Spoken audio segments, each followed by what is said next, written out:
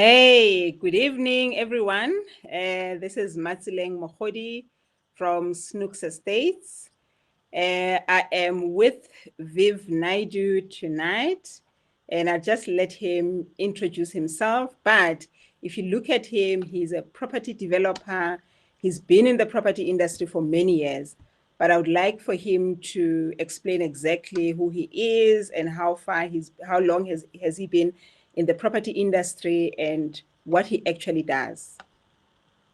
Hi, Viv. Hi, good evening. Just an introduction. I'm Vin Naidoo from a company called ER Construction. We're based in the West Rand. I've been in the property game now for and specifically in affordable housing, new developments for the last 23 years. It's a long time. And Yeah, very long time. Yeah, no, learned a lot of things along the way. Different skill sets from different people, and we're currently busy with the development in Azadville Gardens, um, and we do a bit of we do our own services and town planning as well. All right. Okay. So, Viv, the reason why I got you in here tonight is because we are seeing a lot of people still falling prey to buying land and wanting to be developers. And then also finding people that are buying stands from individuals. And sometimes a lot of those have not gone well. So, can you just maybe take us through if somebody's just buying a stand, what does it mean to be buying that stand versus buying a huge land that still requires to be developed? Okay, so if you're looking at a residential stand, um, the important things to look out for is what are the conditions of the property? What are your building regulations? What are your building council uh, building line restrictions? So, for example, most residential properties, if you have a 2 meter building line all around the stand, and from the road, it's 5 meters. So depending on the what you So, want is to that a do, residential stand within a built up area? yes, yes. Okay. And where would So they see that? Where would they see that? Is it written somewhere? How do people get to read about what those conditions are about that particular stand? it'll basically be with the municipality themselves. When the township was established, but what I can tell you from experience is that uh, the whole of Gauteng, and I've done developments in the East Rand, in the North, South, and now in the West. That's common knowledge to most architects and builders. So, Okay, but that but like a common person in the township, people want to build homes for their families. yes, So an opportunity to buy a stand does not always afford them that opportunity to even know what those conditions could be. For all they know, it could be a land that was zoned to do something else. So how do they know upfront? the best thing to do is before purchase. Speak to the municipality or speak to an architect that's familiar with the area. Uh, I can give you a real example. Before I got into the construction industry, I was in IT. And the first property I bought, although it wasn't vacant land, it was an existing house. And I didn't care much about the house itself, but the stand was the big draw card for me. And a year down the line, when I wanted to extend, I was told that I have a 16-meter building line in the back of my property. So basically, I could not do anything with at the back of So my maybe property. explain what building line is. Maybe explain, because you see, if you drive around, you see people building right up to the edge of the yard. So what is the building line?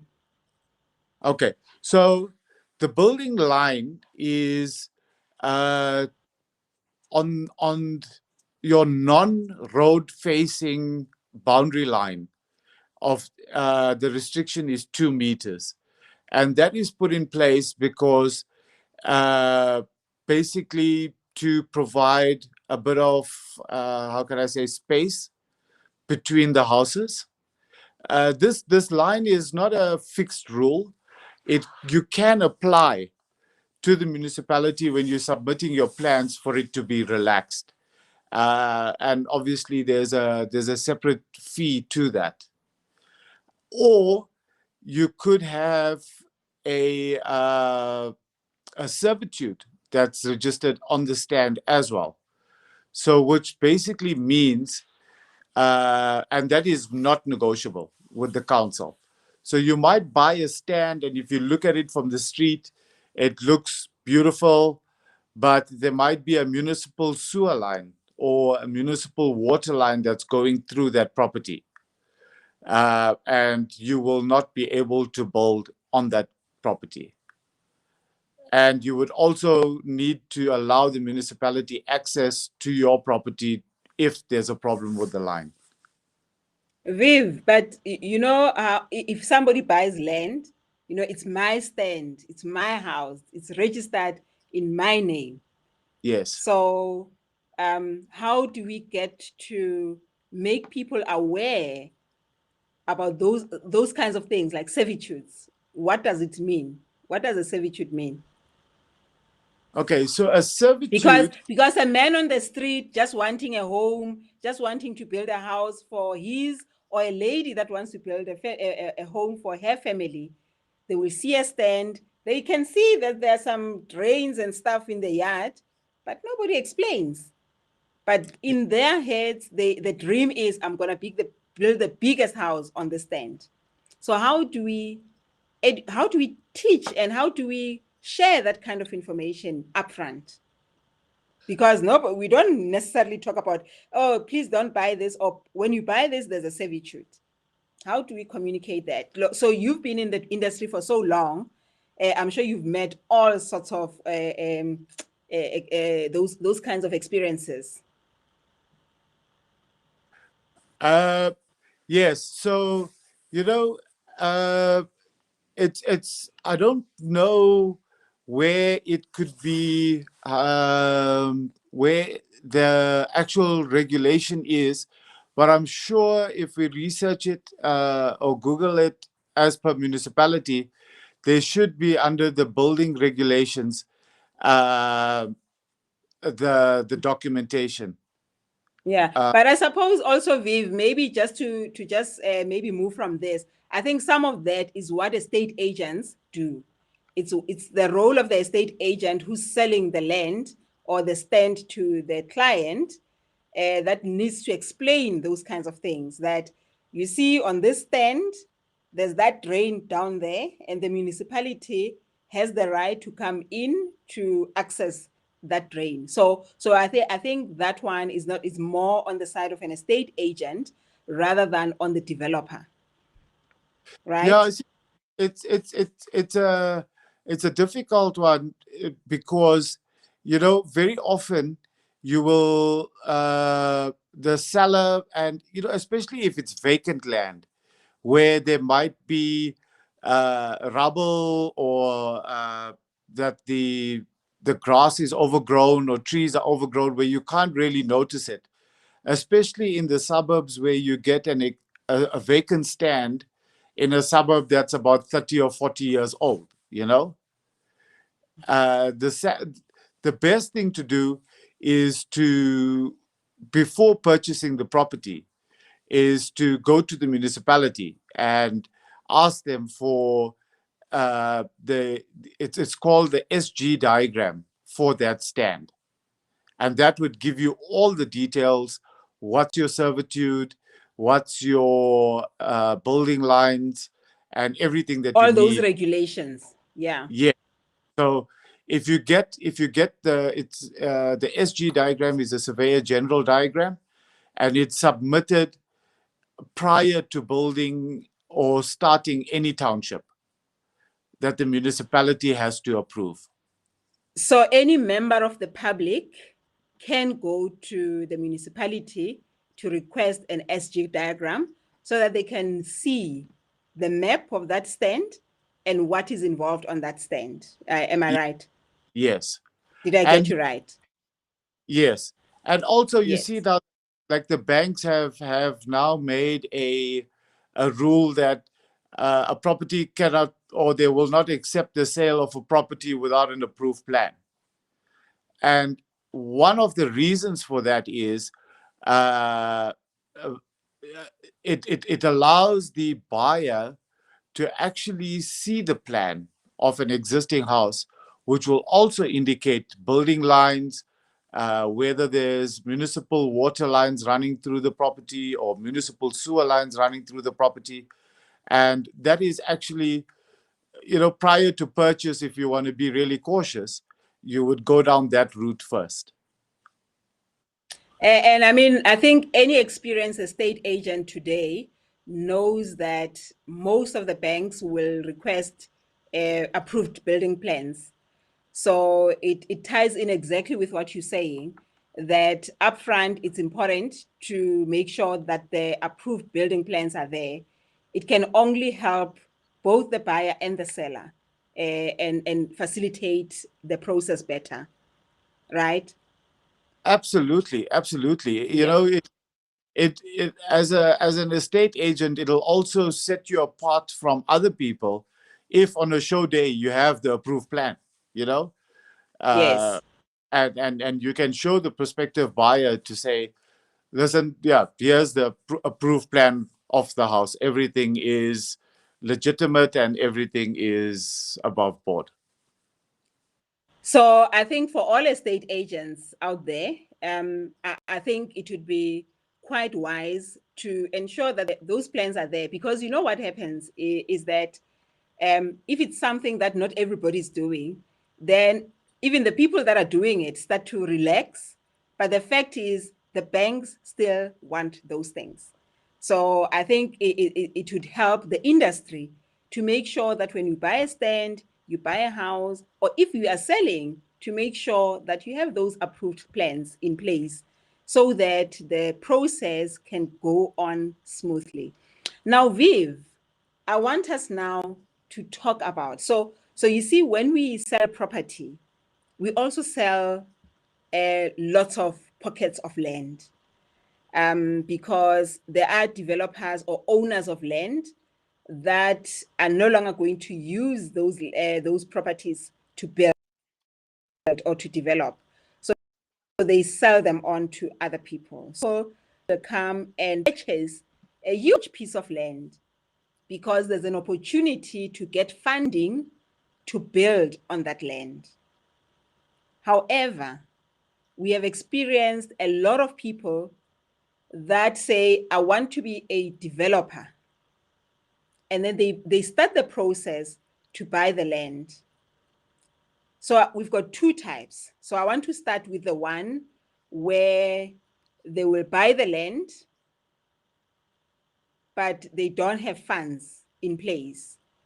But as soon as they've bought the land, then they start selling pieces of this land to unsuspecting people. Have you experienced that? Have you seen that? And how can we help to mitigate something like that? Sure, it's quite a controversial topic at the moment because uh, we all aware of the land grabs that goes on, and there's people that pose to be landowners and sell off portions of land that actually don't belong to them. Uh, as far as a legitimate sale goes, so when a person, if when an individual or a company decides that they're going to establish a township and sell off the stands or sell off building packages, there's a process, a town planning process that needs to be followed. Firstly, the first thing that needs to happen is to determine what the land is currently zoned for. Normally with big pieces of land, it's either in Johannesburg, it's most of the time either farmland or land that belongs to the mines. So to the first thing that a person would have to do is obviously submit an application to the town planning department of the relative municipality to tell them that they intend to establish a township, and then follow the process with a town planner to get it changed from whatever it is to a residential. Residential. Yes. Okay. Okay.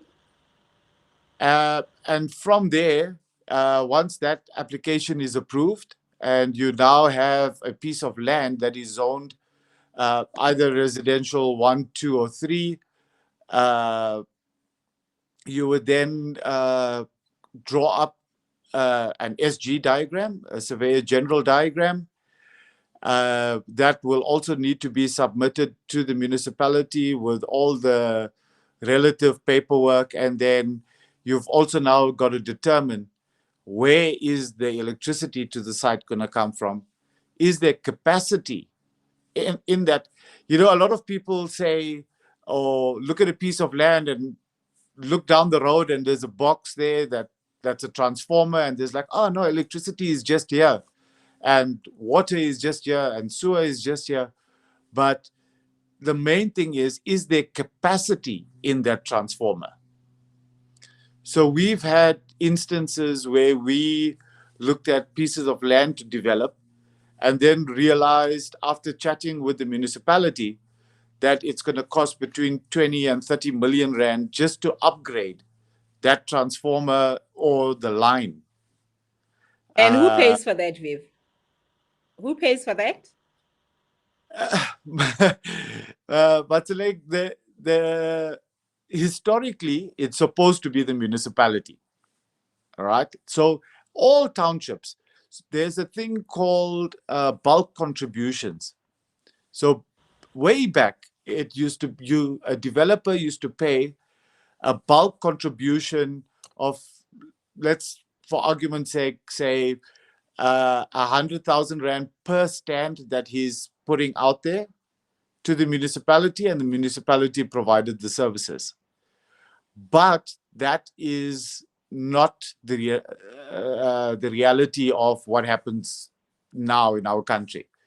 So 100% of all costs relating to a development is for the developer or the investor. The municipalities do not, or Eskom do not have the funds to upgrade transformers or Yes. sewer lines or anything. So now what has happened is that we as a developer have this piece of land, and in order to make it work for us, we have to put the investment out there to upgrade the grid for our development. That sounds very complicated, Viv. So, what happens with people that buy land with an intention, and when they buy land, they start advertising to build the following year?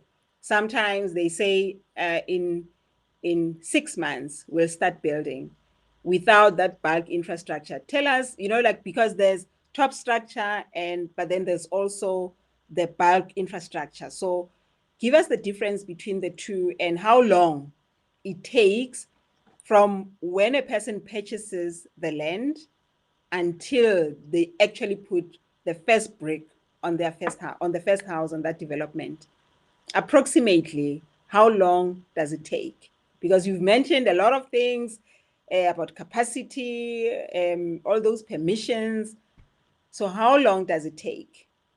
So Okay. that somebody out there who is listening, who's aspiring to become a developer, knows exactly what it takes. Because we have seen people that buy land with an intention of building and becoming developers, but without that kind of chat, without that kind of knowledge of what to do when you purchase a land that big. So give Okay. us time frames, timelines, processes. So once you've purchased the land, to give you uh, a personal experience, the development that we're currently busy with now in Azadville Gardens has approximately 450 stands. The development was started by my partner, and before we made our first sale, it took him the better part of 12, 13 years. And what has happened there, it Doing was what? so I'm gonna use it as an example, so what happened was he bought the land, and uh, with the idea. So what happened was the Azadville community approached him to have an extension to their development, to their, how can I say, suburb. And so he bought the land, being a town planner. And when he started to then get all the necessary approvals and things, electricity was a major issue, a major issue. There was not enough electricity that was close by. Um, and eventually he got the approval for the electricity, and then was subsequently taken to the High Court by the Azadville community because they didn't want this new line coming through their suburb. So he had to spend a lot of money to upgrade the Randfontein substation and plant the poles and lay the cable to the development. To, Uh, for him to be able to develop this place. So he had to yeah, do that. yes. So, if you're familiar with the development, the poles that you see on the municipal road was actually done by us for the development. So how long did it take? Okay, maybe that one is a bit extreme. It's an extreme example, but somebody buys land today, they want to develop the land, that nothing has been done on that land. How long approximately before they can put the first brick on? I would say conservatively, you're looking at about 3 to 5 years if all processes and approvals are in place. Viv, did you say 3 to 5 months or 3 to 5 Yeah, years? yeah, yeah, 3 to 5 years. yes. Because remember, there's as part of the town planning process, you've got to get your soil reports, you've got to get geotech reports, you what you call it, have to advertise your intention to the community for their comments and if they have any objections and stuff. So the town planning process is quite a drawn out process, And the zoning itself. and the zoning itself. And also, to get the approvals from Eskom or the council as far as your sewer connections are concerned, and also your water from Rand Water. So all of that happens before you even know how many stands you will have on that land. Well, not really. Individual stands. Okay. Not really. So once you purchase the land and you appoint a town planner, they have the skill set to actually design the township for you, which is actually the first step that you have to do, where they will divide the land into individual stands, and your roads will be marked out and everything.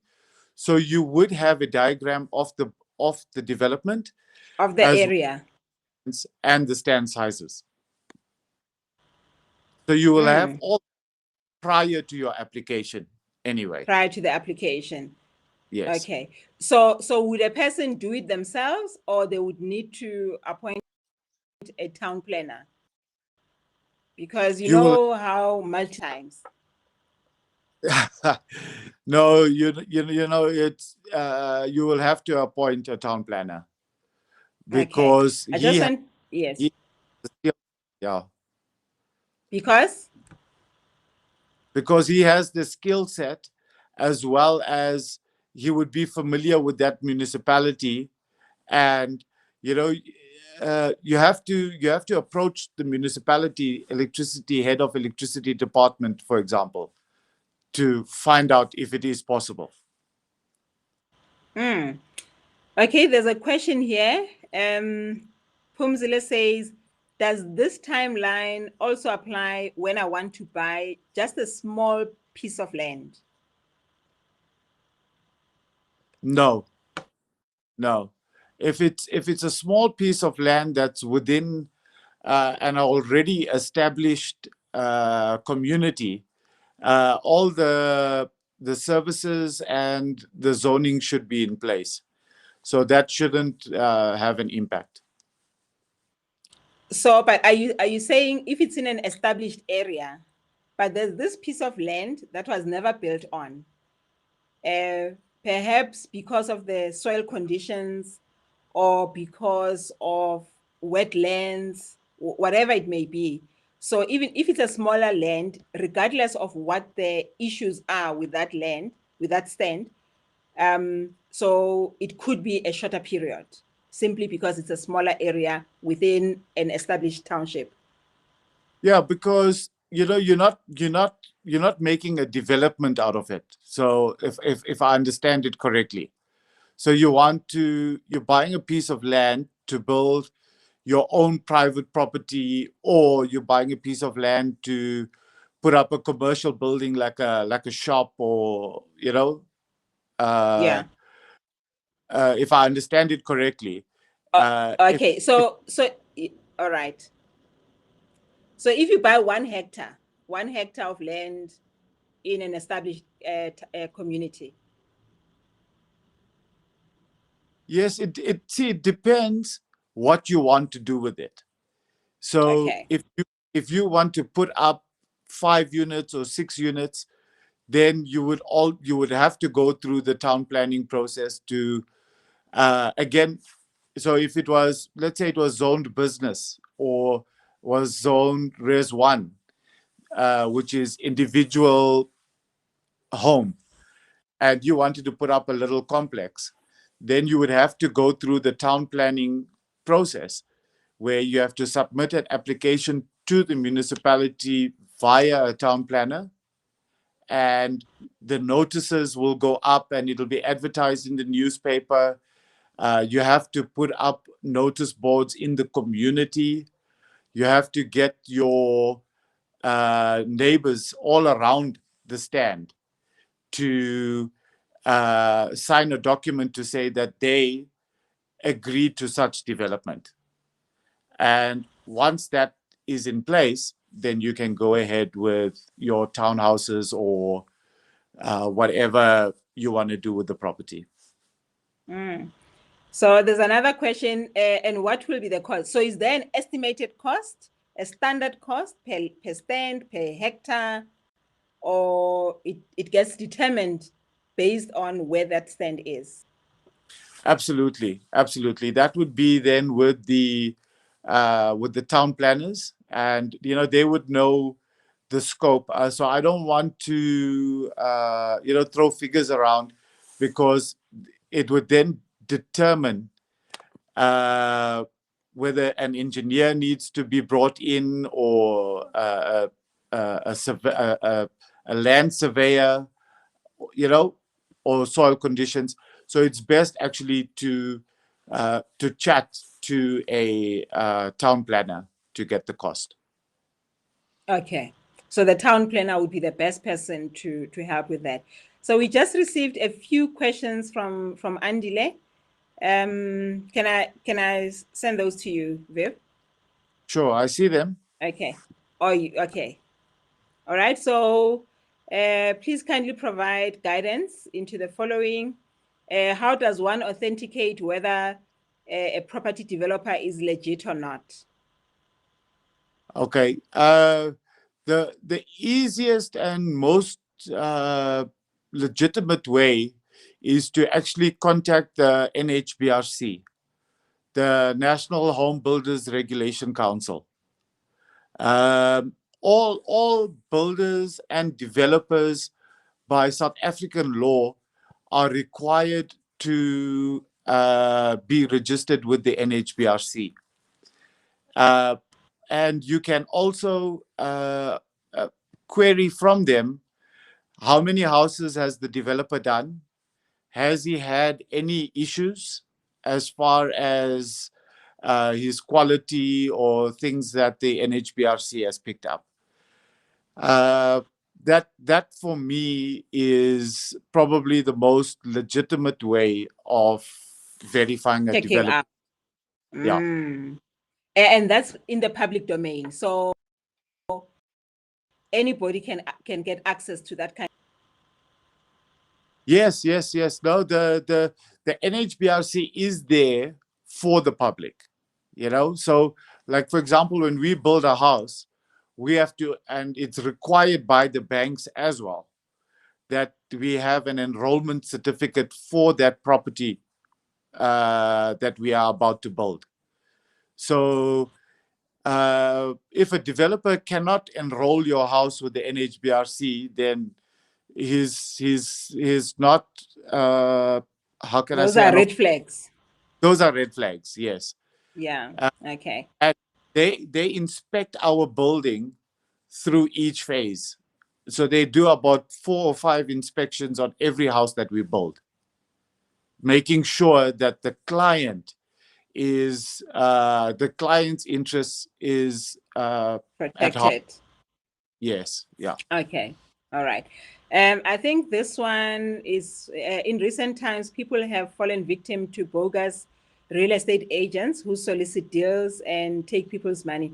I think we've touched on it a bit earlier on, that it's important for people to verify and to check certain things about a stand before they can actually buy that land. So if somebody says, I'm selling this stand, it's important to know that they're the rightful owner and they can sell that property, because sometimes people do sell. So Viv did touch on that sometimes people sell land when it's not even their land. So it's important that when you invest your money, you check, you do that homework to see that indeed that person is the owner of that land. And if you're buying through an estate agency, then they should also be able to guide you and check for you that person is indeed the owner, and that anyway before they even advertise or sell it to you. So I think it's important that when you buy land, do your homework, do your part, do some research. It will save you a lot of money in the long run. And then, do you want to add, Viv? Yes, I just want to add something there. The most important thing is is that when you're in the process of making a sale, that uh, most well, I should say all legitimate developers and estate agents work with attorneys, with transferring attorneys. So I think, and I stand to be corrected here, but from a personal point of view and from experience, rather, if a deposit is required, pay it over to the attorney's trust account, because he is only allowed to release that money to the seller once it is registered on your name. So you don't give something away when you don't have anything, if I'm saying it the right way. Yeah, you are. Yeah, it's fine. Yes. Yes. And I think what if you're mentioning attorneys, it's also important to check with the law society, especially if you don't really know them, or you get that sense. You know how sometimes you can get that feeling that something is not just not right here. So, but sometimes you don't. You don't know until it's too late. So maybe you can just double check by checking with the law society if Yeah, there are any cases or complaints against that person. it takes a lot of stress out of a seller's thing, because you also get estate agents that are not legitimate, and the difficulty that we find uh, as developers and with colleagues of ours that are estate agents is that you get a lot of shady characters out there that pose as developers and estate agents. And when something is too good to be true, and it's like, oh yeah, give me a 10,000 rand deposit and I'll secure the stand. I promise you it's yours. You're going to build your dream home and whatever. And the stand looks like it's worth, 100,000. Then Or you even got, 300,000. yeah, you got to question it. And he's asking you for a 10,000 rand deposit. So Or say, well, else you lose it. yeah, who's the transferring attorney? I don't mind. I'll pay, but it's going to go to the transferring attorney. Mm, right. The next one, can a residential stand be bought and converted for building a business? I think you covered that with the zoning. Yes, you can. Okay. Yeah.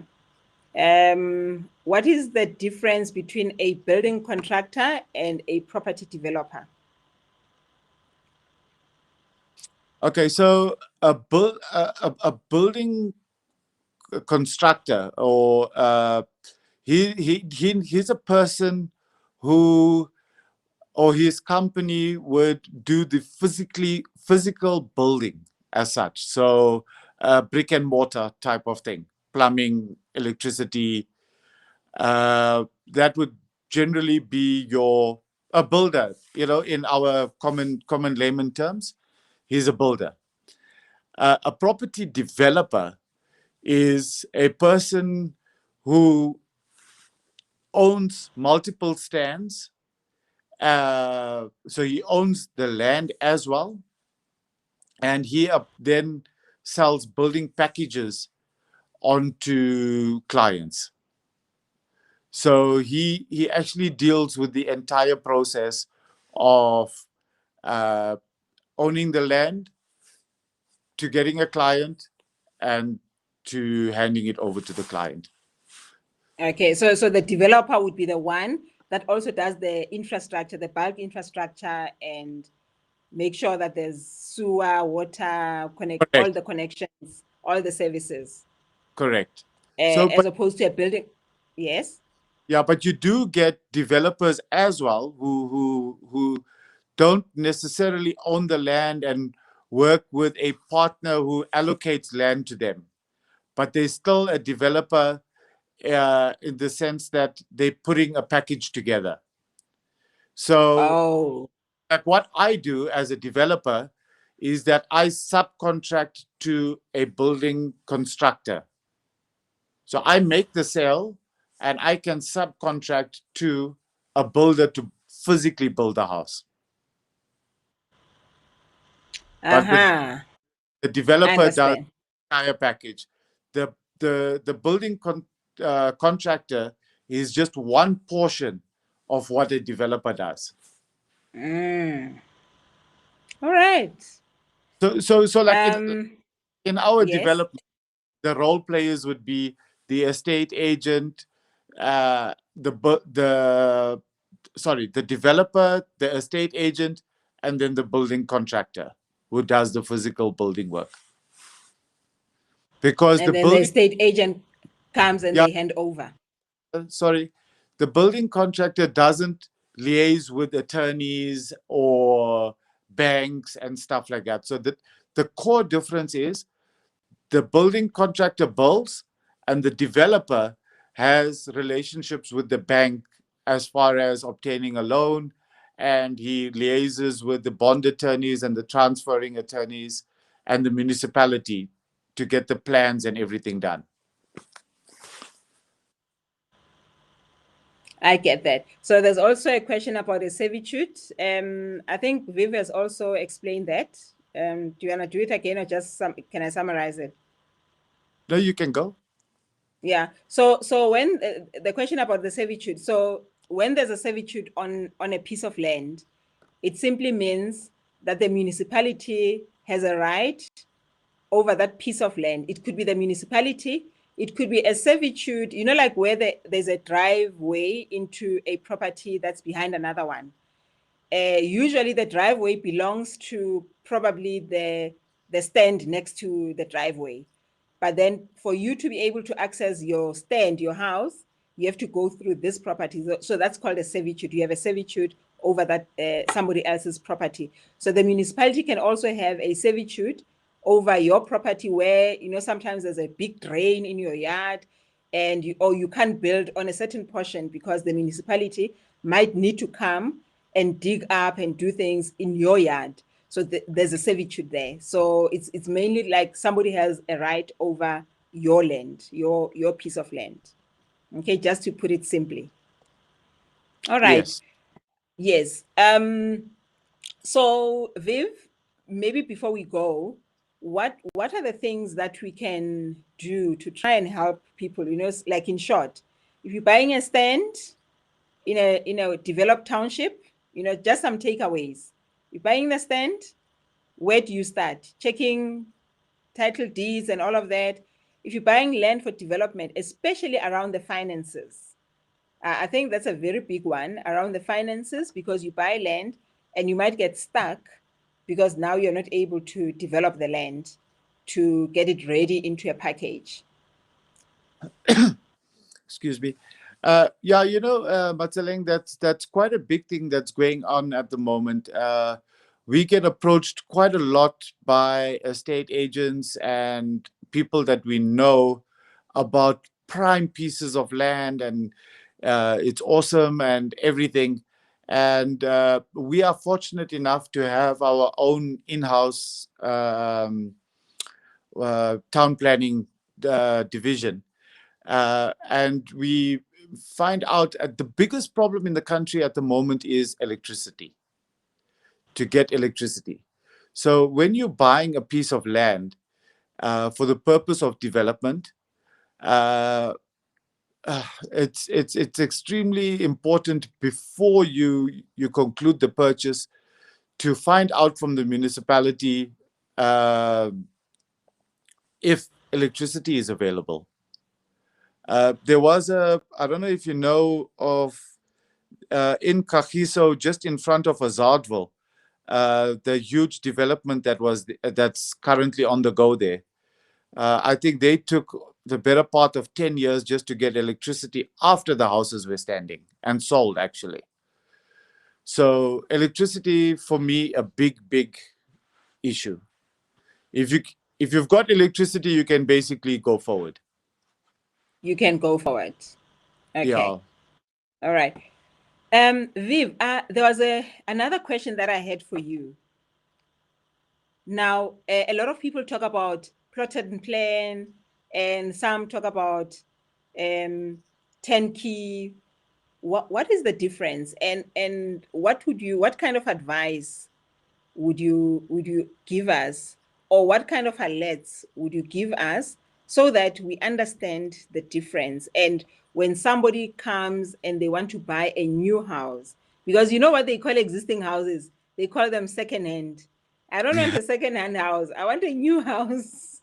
Yeah, no, sure. So people that don't want secondhand houses and they want a new house, what are some of the things that are important for them to understand? When you buy a new house, it's all good, but ensure that the developer you understand what the package means.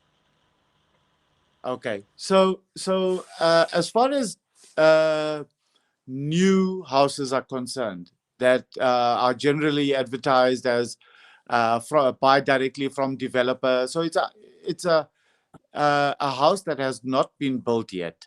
So we call it a buy off plan scenario. So when the agency has a prospective client, there is no physical house that they can look at. They're basically looking at plans on paper and viewing their stand, which which is great. It's all above board. That's the way it's done. But there's two ways that a developer works. The first option is it's called plot and plan, and so what happens with this scenario is once the bond that is applied for is a plot and plan bond. So if you're buying a property of, let's say, R1 million, and the stand portion is 300,000 and the house is 700,000.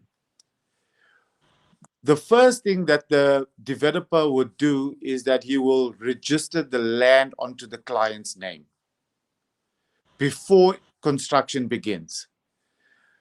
It's important to note that once that stand is registered on the client's name and the developer has been paid 300,000, that the client is liable for the interest on the money that has been dispersed. So it would be on the 300,000,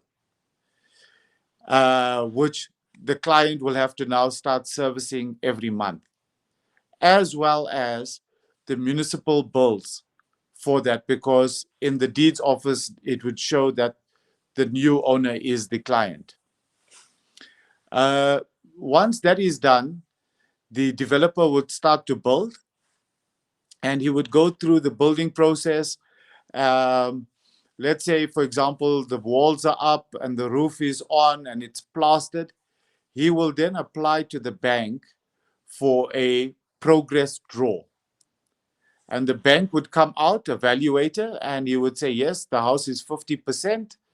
So out of the balance of 700,000 for the building, he would pay out 350,000.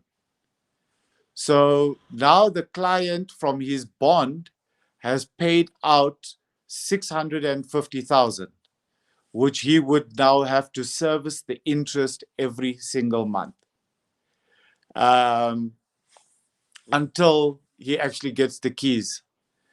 The the There is actually no upside. I was trying to think about an upside for the client because there Yeah. is no upside for the client. Yeah. It, But it is there no way to avoid that, or to save the client from having to go through that?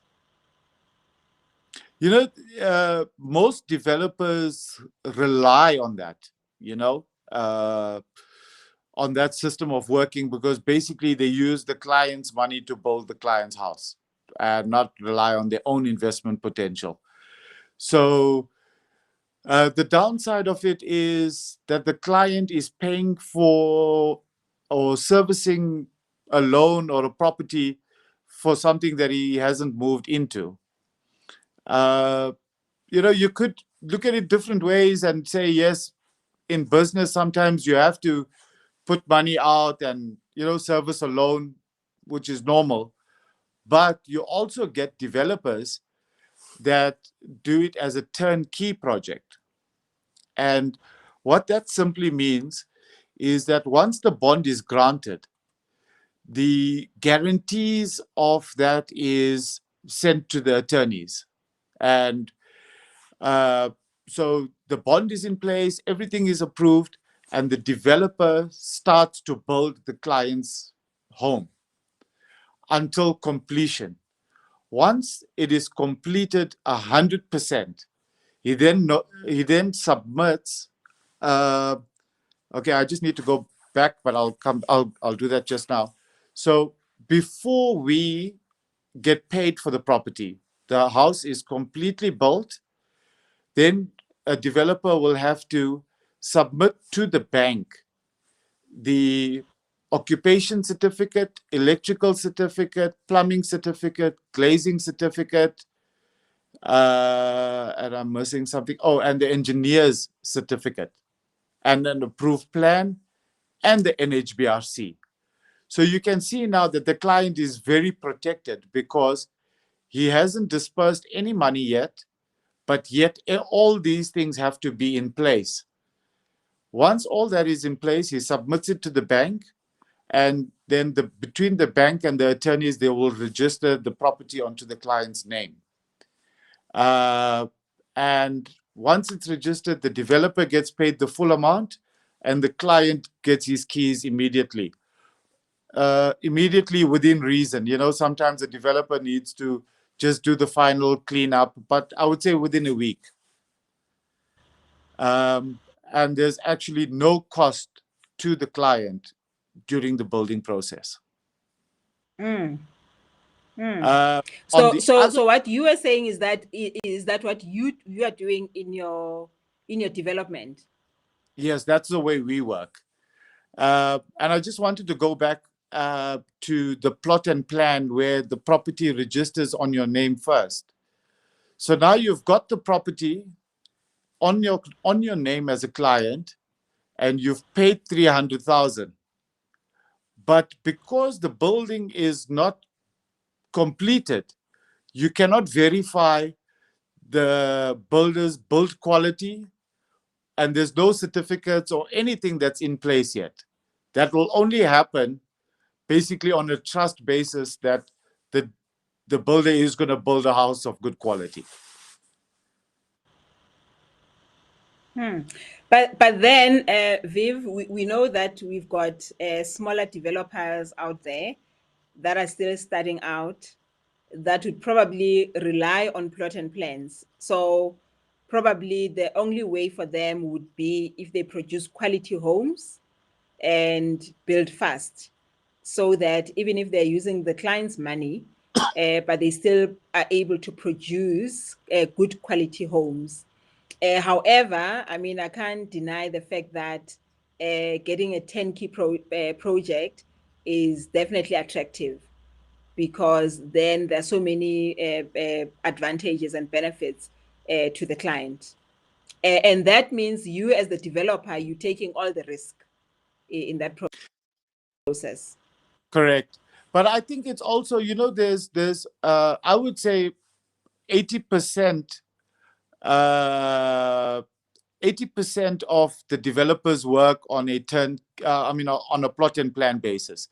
So my advice to potential buyers or clients is to be to show that developer that you are educated in your purchase, and say to him, okay, it's fine, I'll buy the property.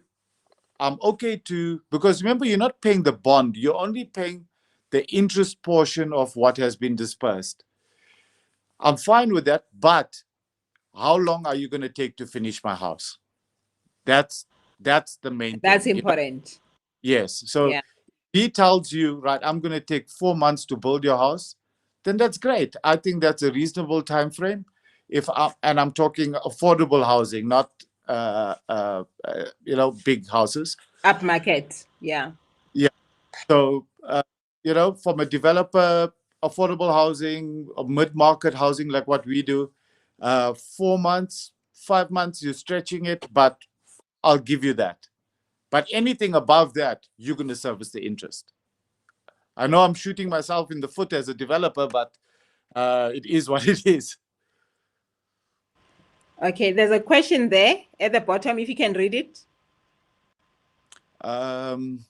Is it not too risky for the developer when they build on someone using their funds?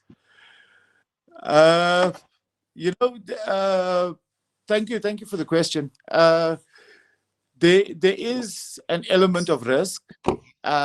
because we've had instances where clients have been retrenched or divorced or there was a death, but it's not a major chain smash for me, because the property still belongs to me. Although it was for that client, I can still sell it on as to another client. And also so that's the advantage. and the property, remember, on a turnkey, the money that I put into the ground to build that property stays on my name until registration as a developer. So you're actually more secure on a turnkey as a developer than you are on a plot and plan. If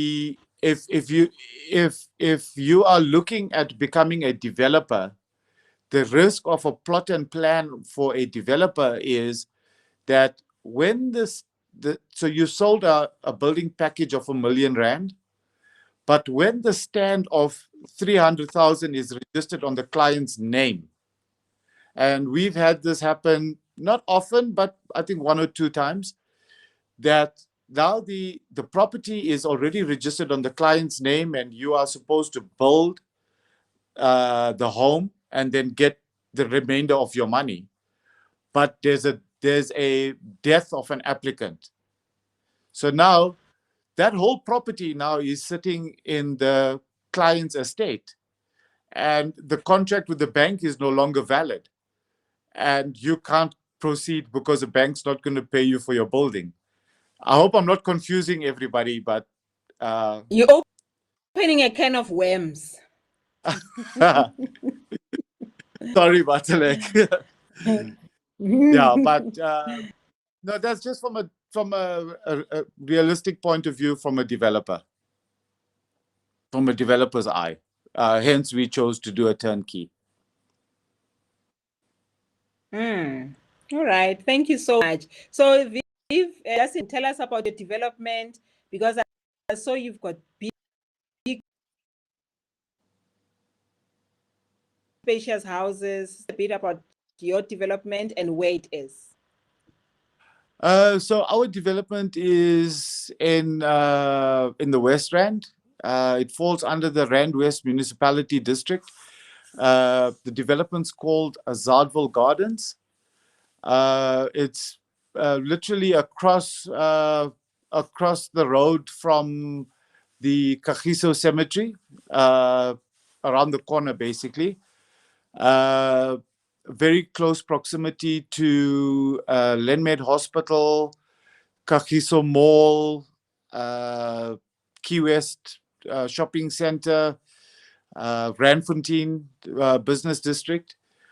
Our development is the homes that we have on the market and the packages that we've put together are essentially starting from a 90 square meter home to, and I'm one of those developers where how can I say, I'm flexible. So although I do have a set of plans, I'm also willing to modify and adjust to what the client's needs are. There are 3 bedroom, 2 bathroom. It's full house. It comes fully tiled, with kitchen cupboards, with the stove included, bedroom cupboards included. The boundary wall is included to 1.8 meters high.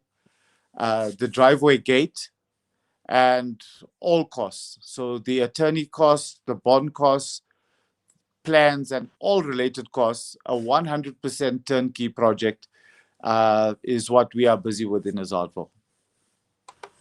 Thank you so much. Thank you so much, Viv. Do you have anything else to add? No, thank you. Thank you for the opportunity. Thank you for everybody that joined the chat.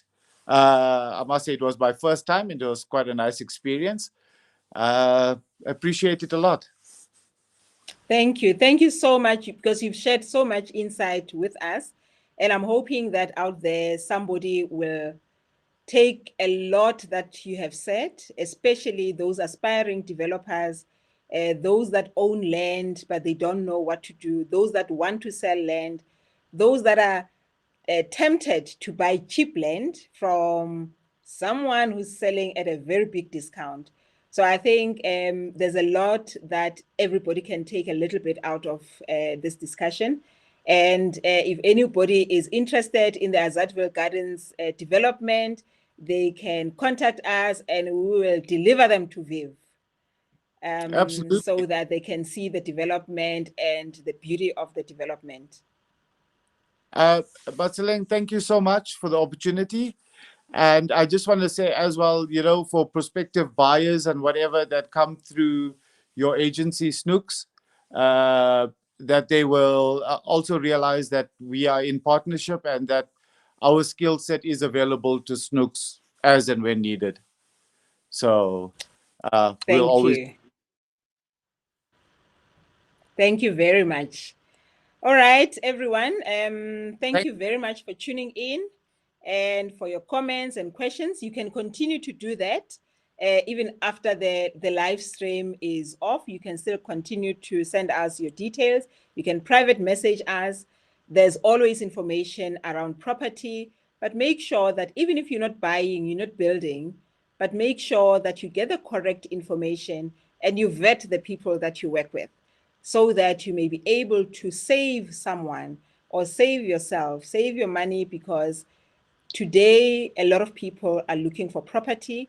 They want to invest in property. They want to buy their second one. A lot want to buy their first property. So make sure that you choose the right people to work with. Good night, and please join us next time.